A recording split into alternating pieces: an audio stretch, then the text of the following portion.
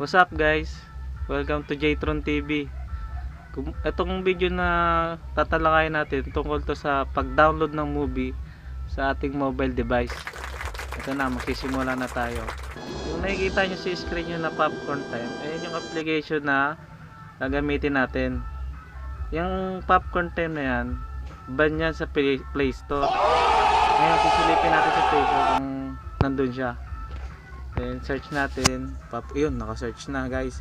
Yung mga Popcorn Time na nakalagay dyan, mga peki lang yan guys, huwag kayong papauto dyan. Then back natin guys, pasok tayo dito sa Popcorn Time, paano mag-download ng video at movie. Pasok tayo guys ha. Ayan na guys, Popcorn Time. Back lang natin para matanggal tong share. Yan guys, yung movie na depende sa inyo kung anong movie. May John Wick na oh. John Wick 3, wow. Yung ko lang nakita yan, na i-download kayo mamaya guys. Ngayon, paano natin i-download yung John Wick? I-click lang natin yung John Wick na yan. Then,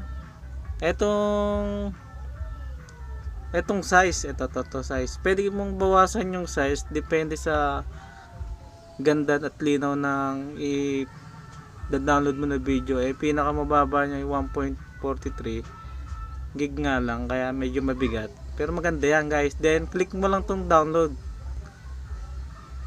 then continue guys. Then makikita na natin yan dito sa download guys. Yan guys, nag-ooperate na siya. Then yun guys, napaka-simple lang guys, diba? Basic lang. Kung anong gusto mong movie, pwede ka mag-search dito kung ano. Lagay natin na Avengers.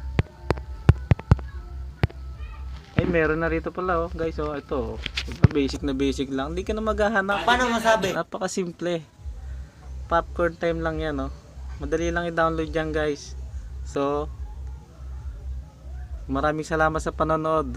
Shoutout nga pala sa subscriber ko na dalawa pa lang guys. Si Lorilyn Corsena, ang aking babe. Then si Lori Hidalgo. Then, so, thank you sa panonood and subscribe na lang kayo guys para may shoutout ko rin kayo. Salamat, thank you.